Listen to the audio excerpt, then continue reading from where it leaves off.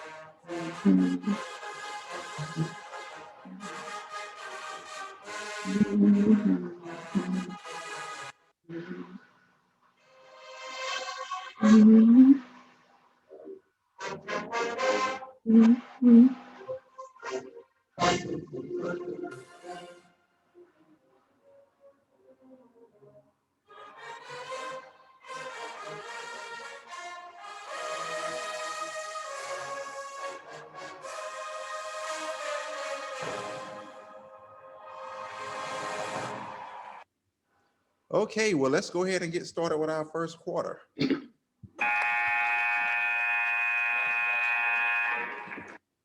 So welcome again, Dr. Anderson, and I will let you do your introduction. Carolyn Anderson. I'm a retired college professor. I taught for 50 years, mostly mathematics. Mostly mathematics, 50 years. Well, welcome to All in the Game. And I know we're going to be the much wiser and the much smarter because you have graced us with your presence. So thank you. Okay. So Dr. Anderson, tell me how it was when you were growing up. You grew up in New Jersey. How was that, your family life? I grew up in a small family. There were four of us, plus my mother and father. My mother did seasonal work and my father was a dry cleaner. He worked initially in a dry cleaners and then started his own business. Oh, good. So he started his own business? Yes. Well, what prompted him to start his own business? At that particular time, because that was in the 50s, they did not have a cleaner for blacks. Blacks and whites in New Jersey went to two different cleaners. And the cleaner that he worked for was in a different city, but they didn't go out to the migratory camps. So Daddy decided that he would go out there to help the people that came in as seasonal workers to get clothes. Oh, that's great. Yeah. And how was home life growing up? You mentioned that it was your mom and your dad and four of you. How was it growing up? Interesting. You know, both of our parents put a lot of emphasis on education. Okay. Even though neither one of them had finished high school. My father had stopped in 6th grade and my mother stopped in the 11th grade. Okay. They made certain that we knew that homework was one of the things that we had to do. Plus, they also had chores for us to do. We didn't get allowances, but we had everything that we needed, but you had to work to get it. You had to work to get it. That makes sense. And so they pushed education, even though, like you said, your dad, he didn't finish high school, your mother either, but they wanted to make sure they instilled that in you and your siblings. Yes. And all of us finished high school. All of us finished more than a couple of years of college as well. That's great. So they instilled that in you at an early age. Yes. Yes. Tell me about your neighborhood growing up. I grew up in one of those neighborhoods where we didn't have latchkey kids because as soon as you got home, somebody on the street knew where you were and you were supposed to be in your house and doing what you were supposed to do. And anything that happened in school was immediately known at home on the street. It was already known, wasn't it? Oh, yes. Yeah. So the It was news would beat really, you home before you got home. oh, yes. And then probably the beat to be waiting on you when you got home if your parents Yes. did that kind of stuff. Uh-huh. Yeah, so and latchkey kids, for people who don't know about it, because it's so common now, but back then it wasn't common. And when I was growing up, it was a little bit more common because you had both parents out of the house. And you know, the kid had a key. You had to let your brother and a sister in, and don't answer the door, don't answer the phone until mama gets home or dad gets home or an adult gets home that you know. Other than that, do your homework. Don't turn that TV on. Don't turn the stove on. Don't do anything except what you're supposed to do, which is your homework. And that needs to be done before mom gets home so she can cook and prepare dinner. Yeah, ours was like that, except we didn't have TV. Didn't have TV. We had a radio. Okay. And we didn't have, we had definite chores that we knew we had to do as soon as you got home after you changed out of your school clothes. Oh, yeah. So, yeah. First thing. Because in the Black community, we have three sets of clothes: school clothes, play clothes, and church clothes. That's right. So, yeah, you got to get out your school clothes because you cannot mess those up. That's right. And your play clothes usually had patches in them or something like that. That if you messed them up, who cares? It's okay. That's right. So tell me about getting out of school. After you got out of school, typical day, what would you do? Change into your clothes first. I would change my clothes. My job was to dust and sweep. Okay. So that was dusting and sweeping before my parents came home from work, or if my mother was home, helping her with dinner. Okay, dinner, yeah. And then making sure that as soon as dinner was over with, any schoolwork that had to be done was done. Mm-hmm. You know. Did you walk to school or ride the bus? Oh, walk. We lived within 2 miles of school, so that was a given. You always walked. You always walk, even in the snow? Walked. Oh, yeah. You in New Jersey, now, Miss Anderson. So I'm from New Jersey. Yeah. I'm from New Jersey. We didn't have snow days.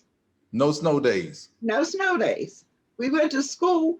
The only time I can remember riding a bus was if it snowed really hard and there were snow drifts in front of our house where we lived in town. My mother would let us ride the bus. Okay. Okay. But other than that, you walked to school. So that's why you had boots. Yeah, okay, you had boots. So when the elders say I used to walk 2 miles in the snow, they was telling the truth. Oh yeah, that was a given. 2 miles to school, 2 miles, and that's interesting because you being from South Carolina, we have snow days. If it even snows and it looks like snow, it could be rain. We canceling school, but I guess up north it's not the same thing. We didn't even cancel for hurricanes. I can remember Hurricane Hazel. It was a delay. We got out of school early because of the hurricane, but we did not have school. So yeah, they took it serious. And your school, I'm pretty sure it was a segregated school, right? Yes. No, mine was always integrated because you were up north. Christian wasn't a large town. Okay. And in order to have enough kids for high school, we took in the people from the surrounding areas as well. Oh, okay. So tell me about that experience being at an integrated school. I didn't have Black teachers. Okay. My seventh and eighth grade teachers were Black. I had a civics teacher and a math teacher in 7th and 8th grade that were Black.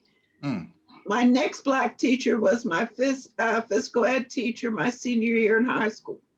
So 3 Black teachers all throughout high school? All 3 females, right. 3, no males? No males. And I didn't have, other than my phys ed classes, I was the only Black in my class. Mm. So that's going Yeah. to include what we're going to talk about in our probably third quarter. But so you're Uh-huh. the only Black in your class. Right. How was that growing up, being the only one that looked like you? Did you take notice of it? Did it? It was just accepted. That was just what it was. We were tracked from sixth grade on. So knowing which track you were on, you knew who was going to be in your classes. Mm-hmm. And that was just a given. And what was your track, Ms. Dr. Anderson? I was in a college prep track, one Okay. of four of them. So there were basically 5 to 6 people, I think, that were in college prep. But in my particular track, because I wanted to do history. Yes, ma'am. As well as some home ec. I had a different set of classes that I took for electives. Okay, yeah. So really, who did you choose that path, or did the guidance counselor choose it for you, or did your parents choose it? I chose it. Okay, you chose it. I liked history, so when we had our discussion in sixth grade about what you wanted to do, I wanted to teach history. So my counselor set me up for the next 6 years about what I was going to have to take in order to meet that goal.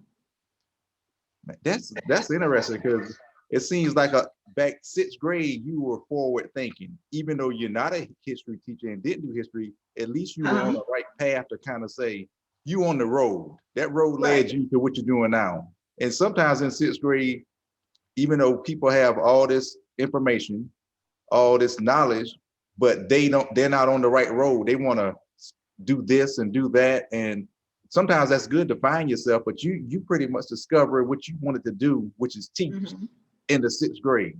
Right. That's remarkable. That is remarkable. So that makes sense that you will be in education for 50 years.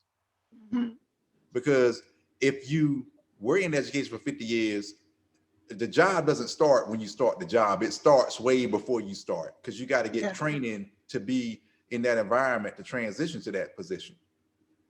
So no, that's great. So tell me about high school. High school was fun. I liked to play sports, although I wasn't very good at it. So I played intramural sports. Okay. And I went out for all the clubs I could. Yes. I liked being active. But high school for us, when we started ninth grade, yes, ma'am, they were building our new high school. So we only went half a day. Instead of going, didn't start school until 1 o'clock. And we went from 1 o'clock until about 5:30. We did that. We did half a day, Dr. Anderson, but that was in kindergarten. I was an afternoon group, but we not no high school. And they were building our high school, and in order to get all the 9th to 12th graders through for 1 year, we had to go half a day. I bet that was fun. It was. Yeah. So tell me about the sports that you tried out for and played. Oh, I liked field hockey, which they didn't have in the South. I played the original basketball. Okay, tell me about the original basketball.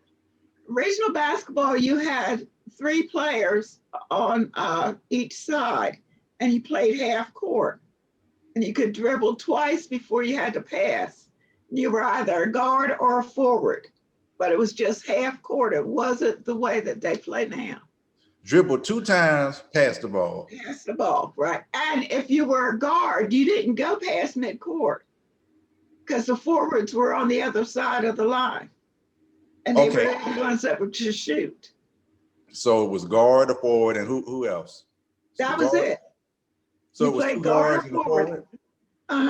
So the forward pretty much just stayed on the bottom all the time? All the time. And you pass, and the guards passed too. I think I get bored doing that. It was fun. 2 times? Yeah. So say I dribble the ball more than 2 times. Is somebody gonna call? Foul. That's a foul. So you can foul out the game by just dribbling. We didn't foul out of games. Fouling out was one of those things. You lost the ball. It went to your turnover. Yeah. It was a turnover. Oh yeah. And was the goal? It was at 10 feet too. It was 2 points, and free throw was 1. Mm-hmm. No, we didn't have 3-point plays. So. Yeah, didn't have 3 points back. Yeah. And then, so you did basketball, the original. We got to preface that. And we played quarters. Quarters, okay. Yeah. And what was the other sport that you like doing? Field hockey, basketball. Field hockey, basketball. I did a little bit of archery. Okay, so the bow and arrow. Yeah. And the one I didn't like was baseball or softball for us. And I didn't like tennis because my hand-eye coordination wasn't as good. Okay, yeah. You got to see that. You got to see it coming, or you're going to strike out. And then tennis and baseball, kind of the same thing. You're aiming at the ball and hitting it. Okay. Right. Okay, so yeah, you were very active. And what kind of clubs were you in?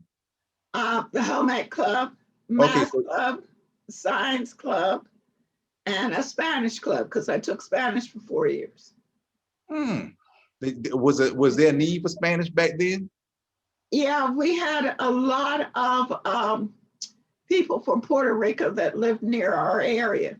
Okay. So that was one of the things that was a given, that you would learn Spanish. You'll learn Spanish. Got it. So when you graduated high school, because you did a lot of things in high school, and you didn't even mention everything you had to do at home. Probably, I know it was a lot too. What made you decide to say, I want to go down south to school? I didn't have a choice. Oh, really? Oh. Bishop Edith Rochester was Reverend Rochester at the time, and he came to our church. I'm an Amy Sinai. Yes, ma'am. And he told my mother that if she sent me to Livingstone, I would be in a family atmosphere. That's good. Delaware State or Glasper State. Those were 2 schools everybody from my high school went to. But he convinced her that I needed to go to Livingstone. So it was no choice. It was an arranged, I wouldn't say marriage, it was arranged education. At that particular time, we did what our parents told us to do. You better. Yeah. So my mother said that she wanted me to go someplace where I was going to be looked after. That's good. And it wouldn't be wild. And since Reverend Rochester told her that, he was in seminary at the time, and he said he would look after me. So that's good. Yeah. And that makes sense though, because what you said, there were no latchkey kids growing up in your neighborhood. The community, somebody was always around.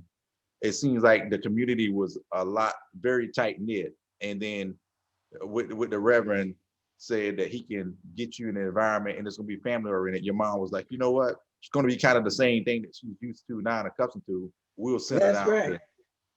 So that makes sense. Yeah. I can see why your mother, a wise lady, would make a decision like that for her daughter. So tell me about when you first stepped on Livingstone campus. Was it a culture shock for you? Oh yes, I had never seen that many Black people in one place in school. I'd never had that many Black instructors. All of my instructors, with the exception of 2, were Black. Yeah. And just living in a dorm room in Goler Hall, there were 3 of us in the room. I was 18. I had an 18-year-old roommate and a 36-year-old roommate. 36. 36. She was a freshman. She had people talk now about taking gap years. She wasn't able to go to college when she got out of high school. Yes. So she had worked and waited until she was 36 and enrolled in college. That's great. I bet that was a different experience. Yeah, I had not been around people that smoked, and I had not been around debutantes. So my 18-year-old roommate had been a debutante. Yes. And Mary was a smoker. She smoked unfiltered Camel cigarettes. I bet that was. I don't even want that smell to Interesting. even think about permeating into my nose right now, just thinking about an unfiltered Camel cigarette. Mm-hmm. So yeah, so Miss Dr. Anderson, great first quarter. After the second quarter, we're going to talk about your experience at Livingstone and why you chose the major.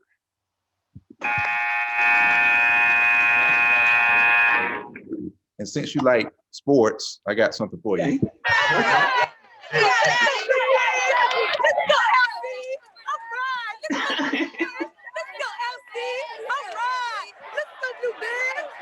Cheerleaders. See, they cheering for you already, the la-las. Okay. So let's start our second quarter.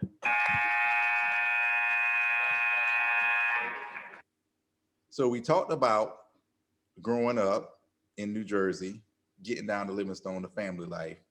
And let's talk about the campus life. You said you never, your roommate, one was 36, one was a debutante. How was that experience seeing a debutante? Because I guess you probably never seen one before. No. How was she? And Betty had been to a private school, a private girls' school in North Carolina. And she was also the goddaughter of one of the senior bishop. Okay. So that was an experience in itself. And I don't know, just being, I had my sisters at home because I have two sisters, but being around a bunch of girls and being in an all-girls dorm, it was different. Mm-hmm.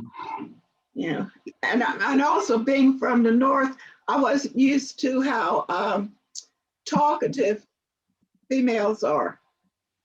And there's a stereotype, I guess we'll call it that, or a misconception that people up north, they don't really, they're not as friendly. They're not going to be just talking to you just because. Right. So down south was a little different.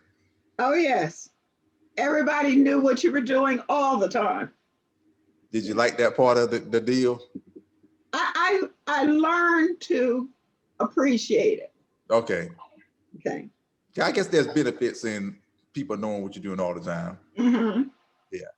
So what song was playing on the radio when you went to Livingstone? Can you think of any music that you was listening to? I didn't listen to music. Oh, you didn't? No music. I'm one of those Northerners that didn't know how to dance. Oh no! And did Livingstone help you out with dancing?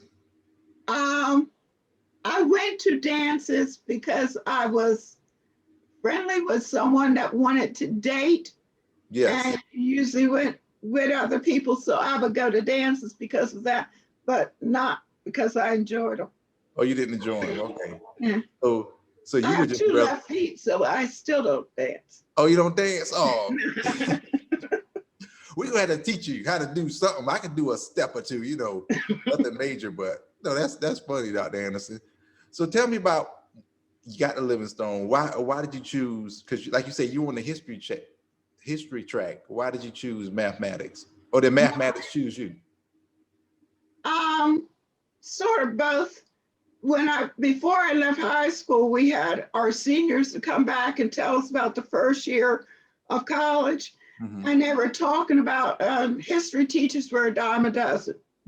Okay. So I decided that since I also like to sew, I would be a home ec teacher.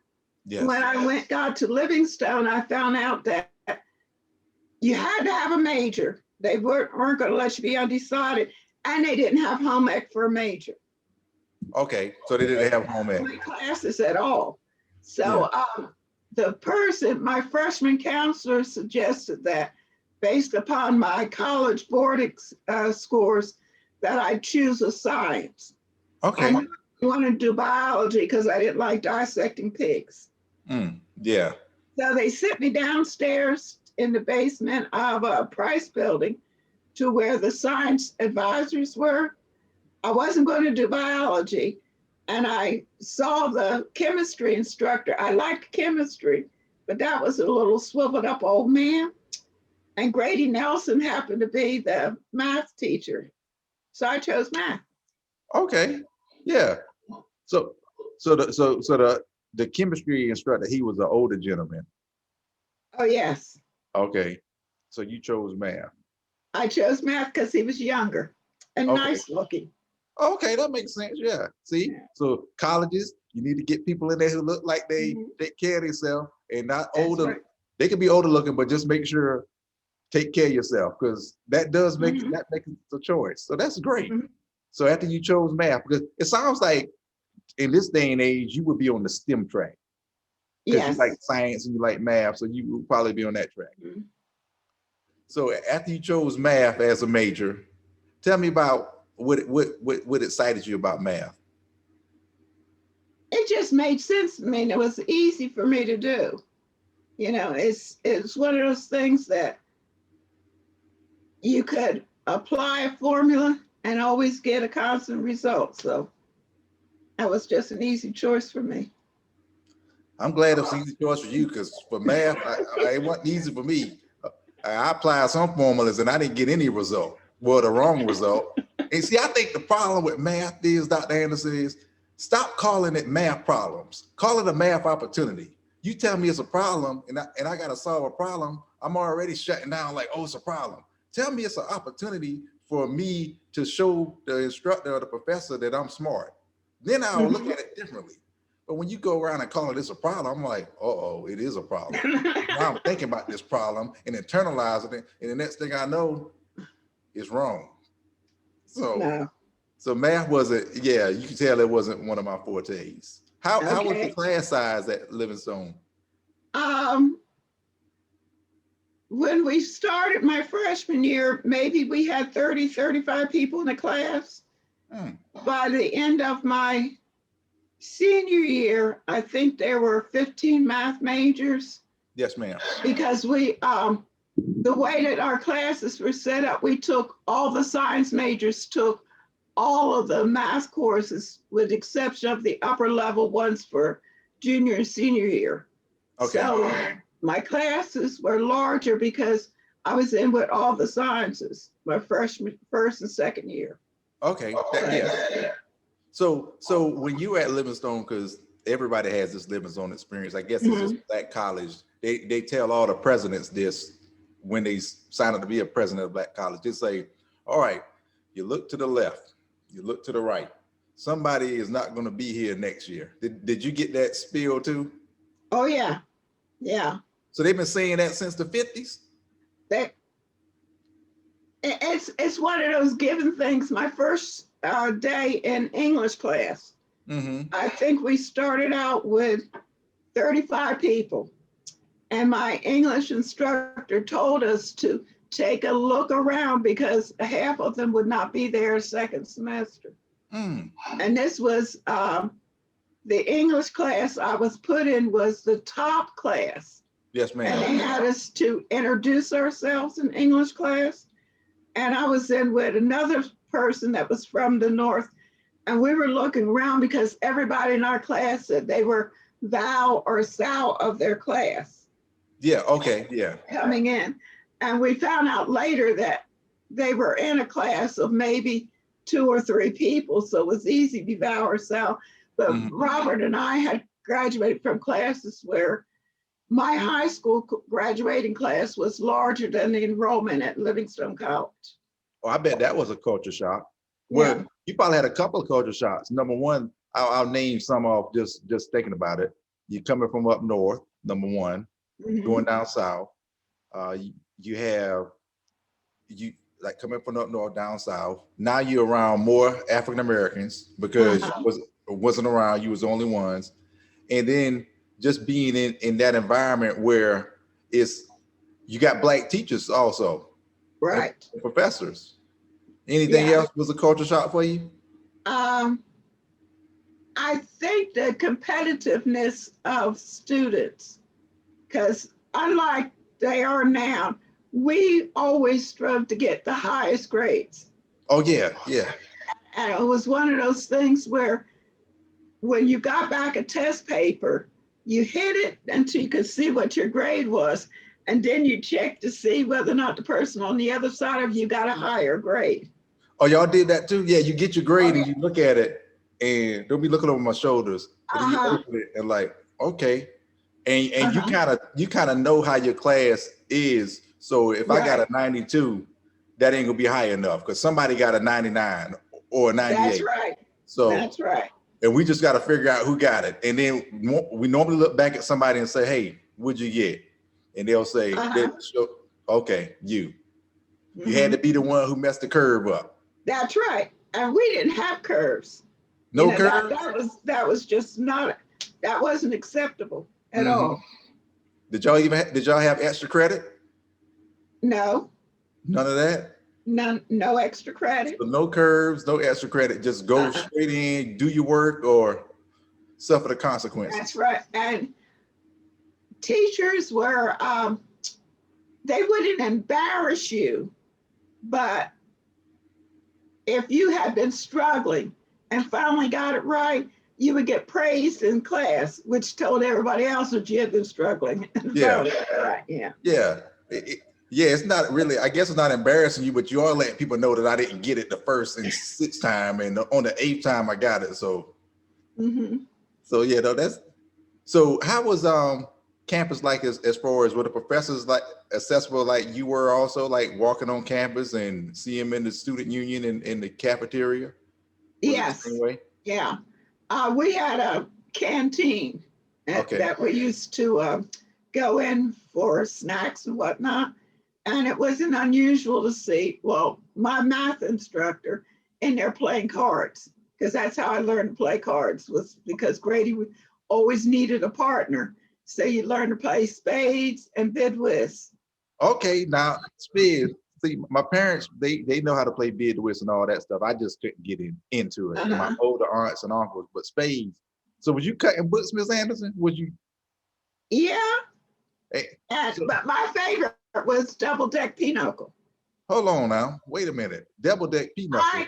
Double deck pinochle, and I could run a Boston on you in a heartbeat. How you do double deck pinochle? You play with 2 decks of cards, and are you playing or with ace up?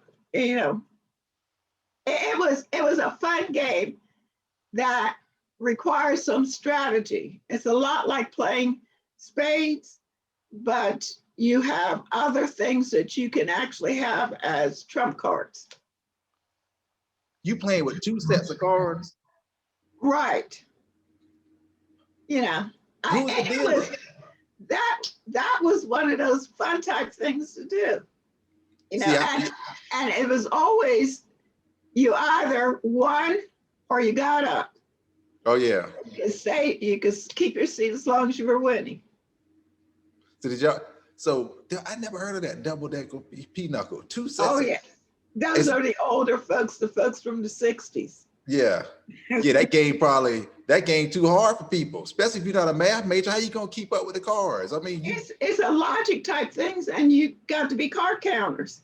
You're a math major, so we're going. Yeah, so being a math major, you can easily count cards. See, I get distracted sometimes, and I forgot what my partner threw out, and then I got to guess, and hopefully it's the right guess, but usually it's not. And he like, man, I just cut that book. Why'd you?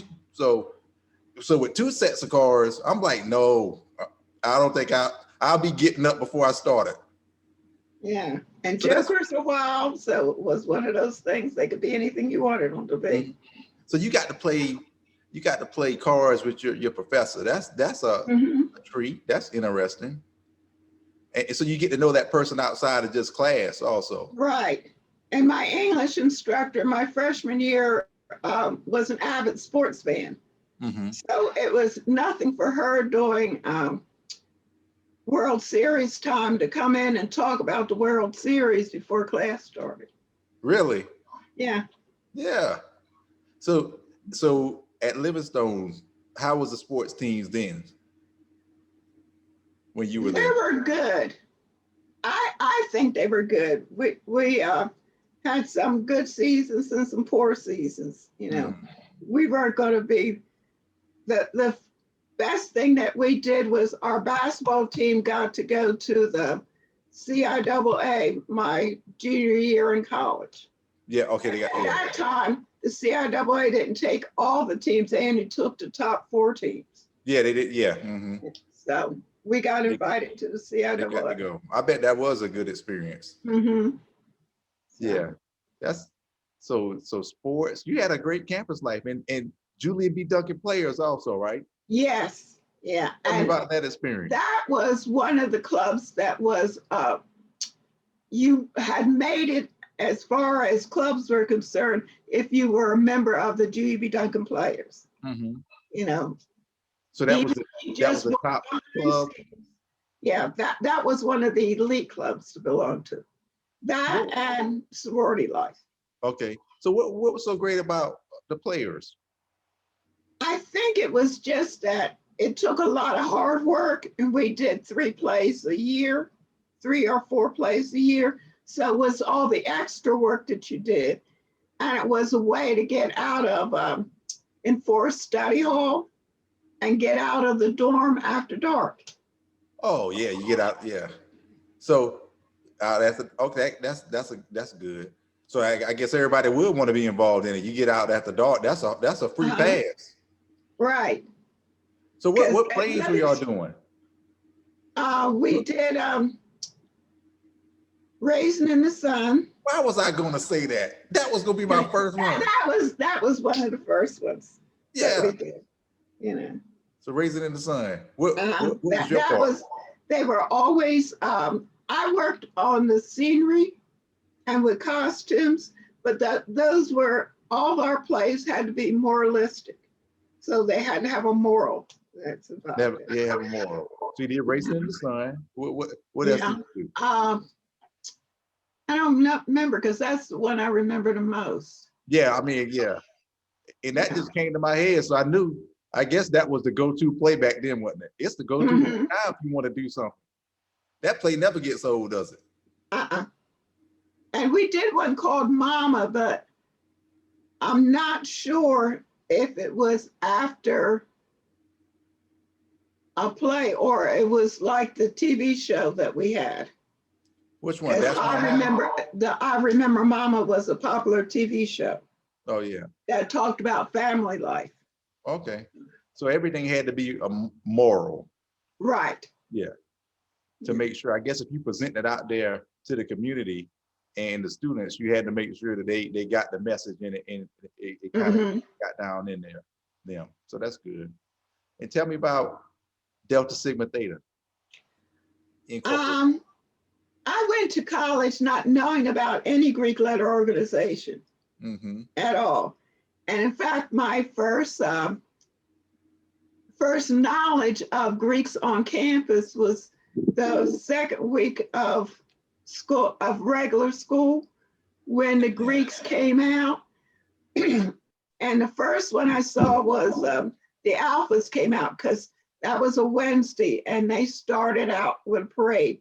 And I can remember the Alphas coming out and top hats, canes, and strolling to the cafeteria. I got to know Deltas because Margie Kennard was one of my senior advisors. Yes, ma'am.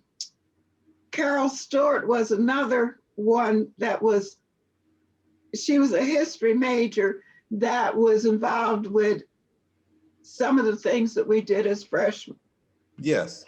But that's how I found out about, I did a lot of research and found out about different organizations, and Delta just happened to be my favorite one. And I see you there in all your splendor. You got everything on in the background. You're looking great, Dr. Anderson. I mean, yes. Thank you. I like it. So you had a very busy college life. Yes. Yeah. And so you majored, you double major also, right? I did a major in mathematics, and in the summertime I would take chem courses, because I would go back home and take chem courses at Princeton. Yeah, but that was just so that I could do the work I was doing, because I was in quality control at one of the local plants. Yes, and they would pay for us to take a summer course. Okay, so I got to ask how much was tuition back then when you went to school? When I went to Livingstone, I'm not sure what tuition was. I remember what room and board was. Oh, how much was that? $50 a month. Okay, so I got to ask And that was hard to come up with $50 a month. $50 a month. So $50 a month. So I got to ask the $50 a month question. Okay. Livingstone, Princeton. Which one was harder? When I was at Princeton, I was commuting because Princeton's not that far from my home. So that was a commute type thing. And my summer tuition at Princeton was always paid for. It wasn't something I had to pay for at all. So which instructors were harder? Was it at Princeton or at Livingstone, or was it about the same? They were about the same. If you ask which were fairer, Livingstone. Okay, Livingstone was. So when you went to Princeton, was you like the only? I was the only Black in my class, and it was one of those things where I can remember my very first chem teacher telling me that they had to accept me at Princeton, but they didn't have to graduate me.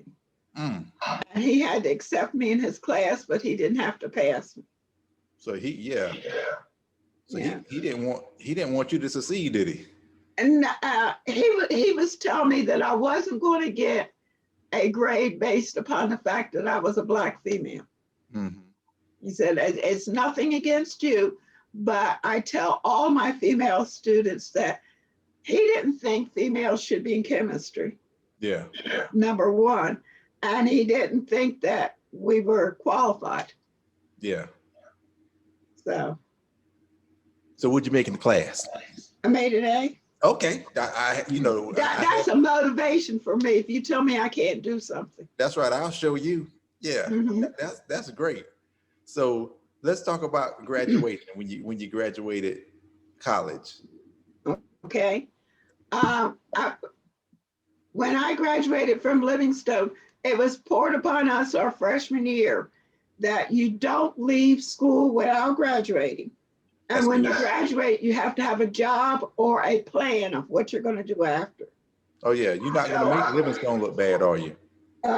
So I knew that I had a teaching position in West Virginia the day that I walked across the stage.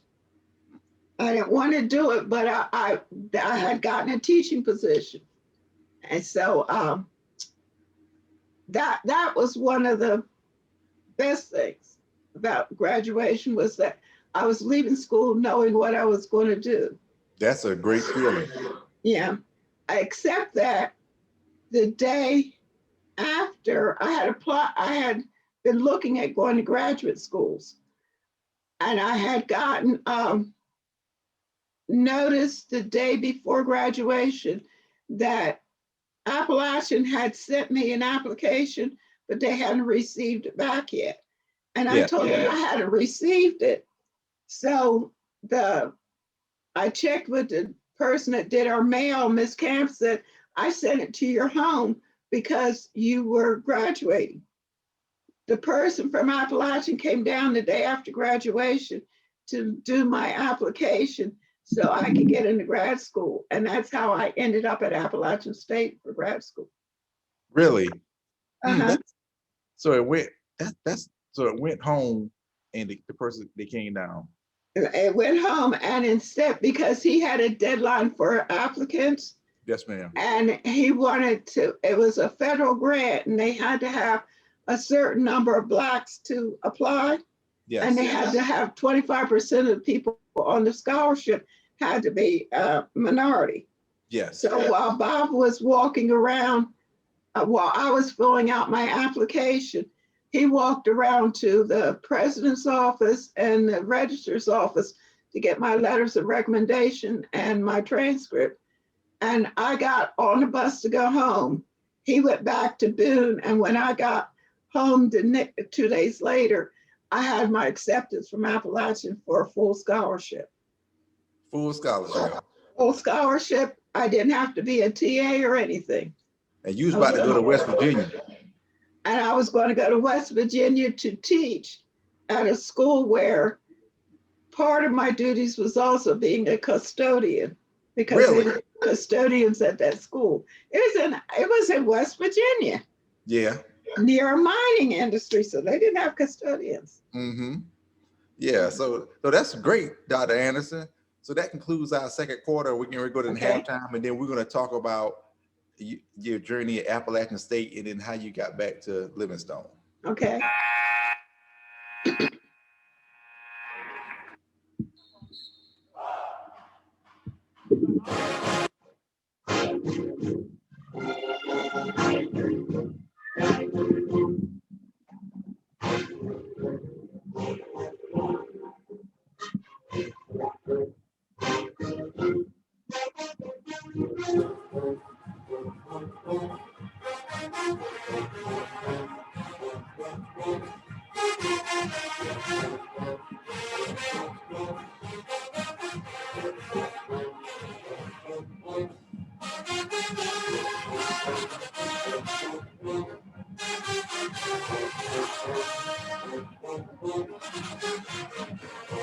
Thank you, man. All right, this is started with our third quarter. So Appalachian State, I'm pretty sure Salisbury to Boone back in them times was another cultural shock, wasn't it? Yeah, it was like the reverse of going to Livingstone. Oh yeah, so you're very versatile. You can play in different worlds, right? Uh-huh. So when you first started off, you was only Black in the class, and then you went down to Livingstone, and then you saw a lot of Blacks. Then you went to, and you was going to West Virginia, you was going to be the same situation pretty much. Right. But then you detoured and went to App State. How was that experience? It was interesting. Appalachian had just started accepting Blacks in their school, and my roommate and I were the only two grad students that were on campus, and there were 4 undergrads on campus. So out of maybe 4,000 people, there were 6 Blacks. Say that again, Dr. Anderson. You said 6. I can do math. I can do that math. That's people out of 4,000. Right. Yeah. I bet that was an experience. Tell me how that was. It was, and no Black instructors. Oh yeah, of course not. At all. You know, and for some of my grad students that I was with, they had never been in a class with a Black at all. So did they want to touch your hair and stuff like that? Or? No, they were curious about the fact that the program I was on had 4 of us. Yes. 3 of them were Appalachian graduates. They had done their undergrad at Appalachian, so they knew all the instructors, and the instructors knew them. And there were 6 other grad students. They didn't know that much about Blacks at all. And they were very careful about not mentioning that I was Black or that I looked different from them. Okay. You know, and they were very accommodating because I don't drink coffee. Yes. And that was one of the big things for them, was to drink coffee and play chess. Well, I played cards and didn't drink coffee. So I learned to play chess, and they learned to drink tea because that's what I drank. That's good. So Dr. Anderson, you think before you got there, they prepped them for you being there? No. You don't think so? You think they was just that accommodating? Yeah, they were that accommodating because I got accepted at the end of one of their quarters, because they were on a quarter system as opposed to semester. Yeah. And most of them had not been in summer school. So when I showed up in the fall, that was a surprise for a lot of them. Okay. And I know it was a surprise for the other people that were on my program, because they had been in school all 4 years together. Okay. So how did you navigate and infiltrate and make yourself at home in that community? Math people are funny. They're very accommodating of each other. So as long as you knew what you were talking about, that was okay. Yeah. That wasn't going to be a problem. I had, I think my roommate that was in elementary ed had it harder but she had been teaching for 5 years before going to grad school. Okay. So that was a different problem, but for me, it was just a matter of getting accepted because of what you knew in class. Yeah. So, and participating and whatnot, that was just a given. So you mentioned you started playing chess. You still play? No. You don't? So you just did that for that time? I did it while I was there. It was harder finding people to play with after I left. So I went back to playing cards again. Oh yeah. See, I can do both. I can do chess and cards, but a lot of people don't. We like checkers, but we don't want to play chess. But I like chess and cards. So yeah, you really got to think and be very strategic about it, and think about the next 3 moves before you make that one move. If not, you might be in some trouble. And you can't be emotional either. Like if somebody takes your rook or your knight, for instance, you just can't say, I'm gonna get yours back, because you're gonna get in a worse situation. So so I can see why math people will like chess, because you really got to think about it. So with Appalachian State being in Boone, if it's only 6 people in the program, how many did you see people when you were at the grocery store or out to eat in that community? No, they had their own little separate community up on the hill. And they did, and very few of them worked in town, and none of them worked on campus. So the only person I saw on a regular basis was my roommate. Oh, your roommate, yeah. Okay, that makes sense. And what's the biggest lesson you learned being at App State?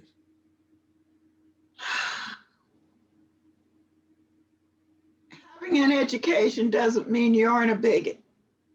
Oh yeah, okay, that's good. So you ran into a lot of them up there? I was assured when I was recruited that there wasn't going to be a problem about my being a Black at a white institution. And it wasn't until my first summer of taking courses that I had an instructor that didn't think that Blacks should be in college. So you ran into one of them again? I ran into one of them again. I had the young instructor I had him for a geometry class that summer, and it was a project-based class, so you did projects as opposed to taking tests. Yes, ma'am. And the very first project that I did, I had gotten married that summer. My brother-in-law had passed, so I'd missed the first day of second session of summer school. Yes. And that was first day, just one day. And when I went in, I did my work. When my project came due, he gave me a C on it. Not true. And a C is not acceptable. I know. At Appalachian at the time, if you got a C in any one class, that kicked you out of your master's program. So getting a C on the very first project said, you're in trouble. So I went to see him to ask him, what could I do to improve? Because I didn't want to drop out of my program. That's and right. He told me that I missed the first day of his class. And I said, yes. And I explained to him why I missed it. And I said, but what can I do to improve, or what was wrong? Because all I had was a letter grade. There wasn't anything wrong with it. Yes, he just put a letter grade on. And he said, well, you missed the first day of class. So he kept saying that. That was his go-to. That was his go-to. So I went to my advisor and I said that Dr. Williams said I got a C on this project, which I don't understand, because he gave Wes a C- on the project, and I had helped Wes to do his, and he did half of it. And another guy that always got A's had gotten a B on his project. And I said, I just want to know what I did wrong so I can improve it.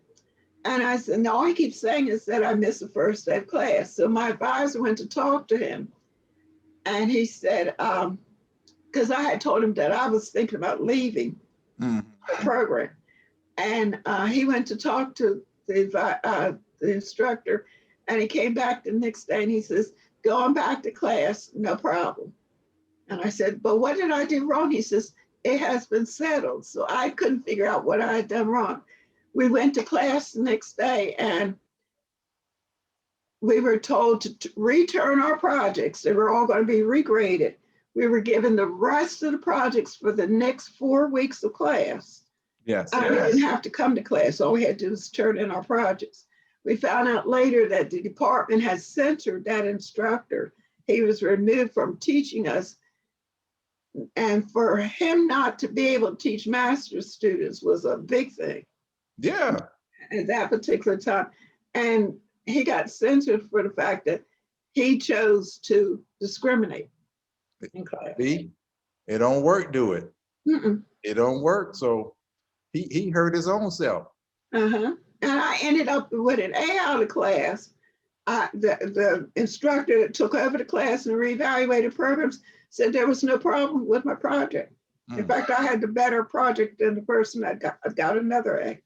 That's what I'm talking about. Yeah. So you look, if you're right, you gotta fight for what's right. You can't settle on like, all right, well, maybe, their authority, I was wrong. But you gotta figure out, and if you're wrong, you're wrong. But if you're right, at least what did I do wrong? So I can improve on the next time. That's continuous improvement. We do that in sports all the time. We do it in life. You make a mistake. Okay, how do I build off it for the next time? But when you tell me you did everything right, you just came late. Okay, I know that. That's a fact. That don't have anything to do with this grade. You don't do that because people come late. So no, that's a great story. And you ended up graduating from there. The first time. I graduated with a double degree. I got a master's in math and a master's in math education. So you had 2 degrees. Right. The program that I was on, the instructor had written it. It was a federal grant. Yes. And he had written it so that we were in for 2 complete years plus 2 complete summer sessions. So we, as opposed to taking 33 quarter hours to get a master's degree, we ended up with something like 87 hours. Oh, okay. Yeah. So they ended up giving us 2 degrees. 2 degrees. So you got 3 degrees. I got 3 at the end of 69, I had 3 degrees. Yeah. 3 degrees. One of my favorite episodes of Sanford and Sons, when the 3 degrees came on there. You might not remember that episode, but it was funny. It was a singing group, but the 3 degrees, I'm gonna send it to you so you can see it. But yeah, 3 degrees like the singing group. They from Philadelphia. But okay. That's great, Dr. Anderson. 3 degrees. I'm gonna start calling you Dr. Degree, Dr. Fahrenheit. I like school, so. Yeah, no, that's great. And so you're the first African American, and then did you end up staying at App State after you got your degree? I stayed. This last quarter I was there. I was getting ready to do my oral exams. I got called into the chancellor's office and was asked if I liked being an Appalachian, and he wanted to offer me a position to teach, but he wanted me to know that I would be their first Black instructor, but I would have his full support. Hey, somebody got to be the first, don't it? That's right. And when I left his office and went to the dean's office at the time, he told me that because of the number of hours I had for my degree, he was going to start me at $1,000 higher than the minimum that he was supposed to do. Really? But also wanted me to know that I had his full support and the support of my department. So if I had any problems, make sure I saw him about it. So being the first Black professor there, I'm pretty sure you didn't have did more students come in after that? With my first year there were a total of 25 Blacks on campus. Oh. I didn't have any of them in my class. Oh, yeah. Yeah. Did you see them on campus? I saw them on campus, and I was an advisor to the group because Appalachian was trying to build up their Black student body, and they had allocated money for them to have a social life. And one of she's a soror of mine now, but one of the students that was there the first year I was there, started up a social group, and they wanted to have campus socials or whatever. And my husband and I served as advisor for that group. Oh, that's great. Yeah, yeah. So yeah, because I'm pretty sure when they probably needed someone who looked like them in a position of authority. Mm-hmm. Also. Right. So when did you go back to Livingstone? Oh, Livingstone. That's my Livingstone. So when did you go back to Right. Livingstone? I was after I was finished. I had finished my first year at Appalachian as an instructor, and had signed a contract for 3 years to a continuing contract for 3 years. When Grady Nelson, my advisor at Livingstone, said he was going to take a forced sabbatical. Okay. And he wanted me to come back to Livingstone and hold his place as department chair while he was on sabbatical. So I arranged to come down for an interview with the president at the time on a Saturday, and decided I would come back and teach at Livingstone to keep a promise I had made Dr. Duncan, who was the president when I graduated 3 years earlier. What was the promise? He had died in the process of it, but I had, because of the help that he had given me when I was in school, I had promised that if I ever got a master's degree, I would come back and teach at Livingstone 1 year for each year I was at Livingstone. So that's 4 years. 4 years. And the first time I stayed for 9 years. So you doubled up on that promise. I doubled up on that promise, and I left after 9 years because I was just tired of teaching math. And I wanted to do something different. And I had started taking programming classes and had started my own business. So I went to a technical school to teach programming. Yeah. How was that experience? I was another one of those where I wanted a few blacks. Yes. Because the community college system in North Carolina was relatively new at the time. And if you were in the trade areas, you might find some blacks.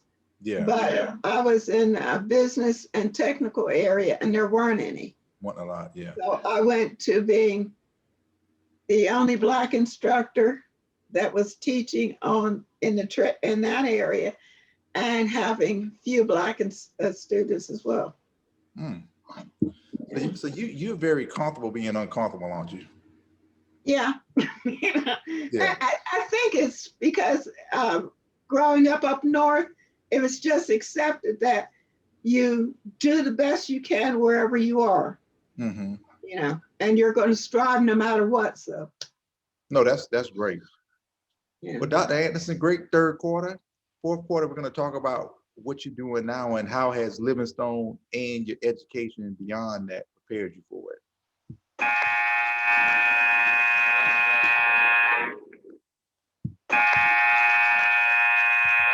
So let's start our fourth quarter.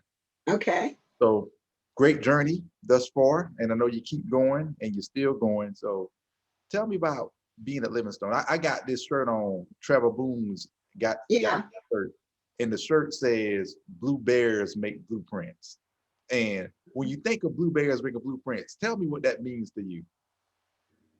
That it was instilled upon us as Livingstonians that we needed to leave a positive footprint on society when we left. Okay. That was one of those things. And Trevor was one of my students. Oh, was it? Well, yeah. But one of the things that it was instilled upon us was that as Livingstonians, we're supposed to do a service to mankind. That's and good. Impart to others and help others to get up to the level that we are. Is that still being instilled today? I think so. I'm almost certain of it. The students that I interact with still have that feeling that they need to go out, and Livingstone builds leaders Yes. that are going to be helping the next generation to come through. Right. And I think that's true. I think as a Livingstonian, the degree is not just for me. It's for my No. family back at home. It's for some of my cousins who probably didn't go to school. It's for my uncles. It's for the blue collar workers. It's for everybody. You got to take your degree. Get a degree just for me. That's a selfish degree. That's being selfish. It's only going to help me, my four and no more. But you got to think about it like, okay, my degree needs to help everybody who I come in contact with. Right. If it can't help everybody I come in contact with, I should know somebody from Livingstone who can help this person. You know, That's true. because our network should be so vast that if I can't do it, I know two other people who can do it, and they can go to this person. And just keeping everything in-house, so to say, because we're very talented people at that college. And in order for it to keep growing, and we won't turn into a relic or a museum where people just go and say, okay, that's Livingstone. Because I look at colleges now, one being Barber Scotia, and I ride by it, and it's like, man, Mary LaClaire Bethune probably would be saying, really? So all that stuff is being able to give back to each other to make sure that we're always great and we can depend on each other. But we got to believe it first, like you said, we got to believe it. Do you know the history behind the tree that's near Price Building that's always the last one to get green leaves? No.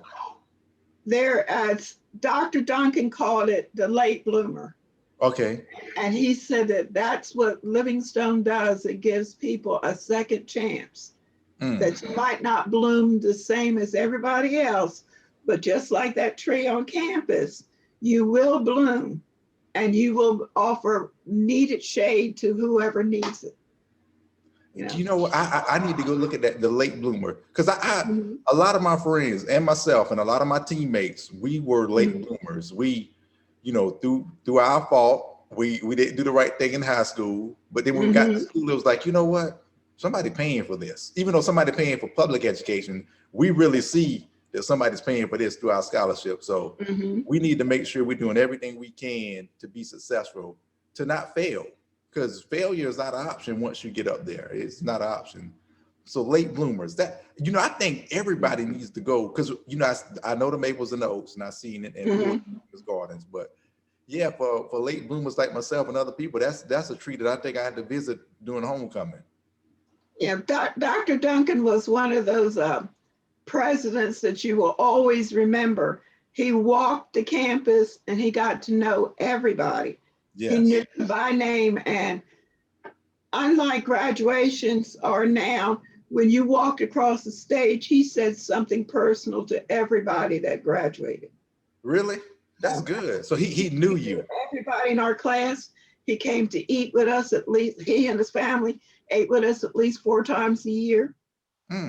Yeah. So that's part of being a community, is the belonging piece and the relationships. Making sure, that's why when we go back for homecoming, we belong here and we're going to see people. I tell people, if I go to a party and I don't shake 3 people's hand by the time I walk 2 feet, then I'm in the wrong party. So let me leave.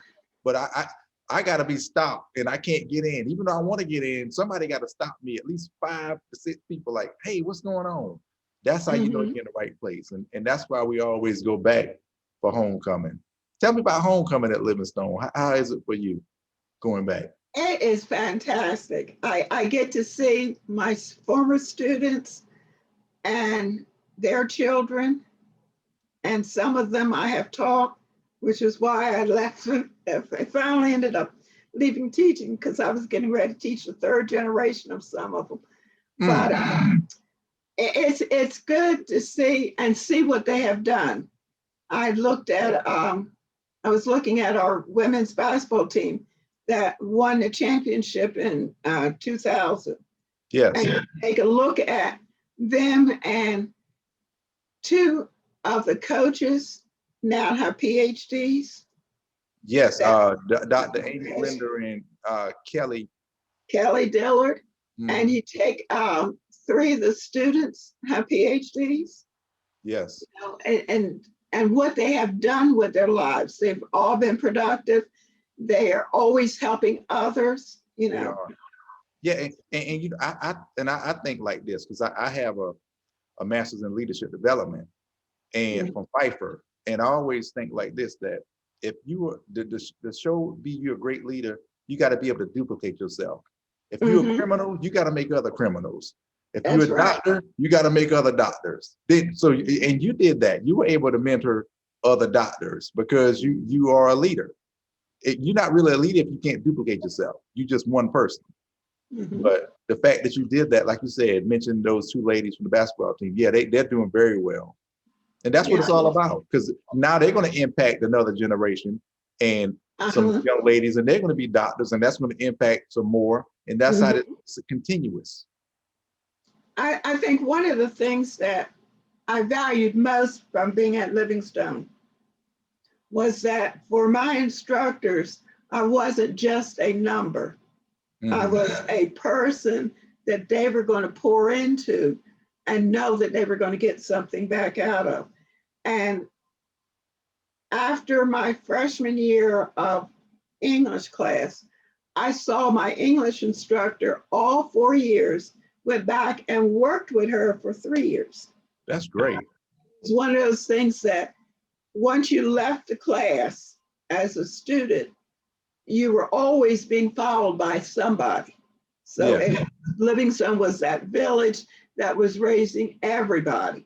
yeah, yeah. That's there. You know, when you have it's great responsibility, and you have to make sure you're using it wisely and using it the correct way, and leading people to where they need to be at. Everybody may not reach the top, but it's going to be my job to help them get as close to the top as they can get if they Mhm. choose to go to it. So and that's what it is. That's what Livingstone has provided for me, and I hear the same thing for you. So I got a math equation, one you probably haven't heard before. So let's see if I can Okay. stump the doctor. So give me your equation for success.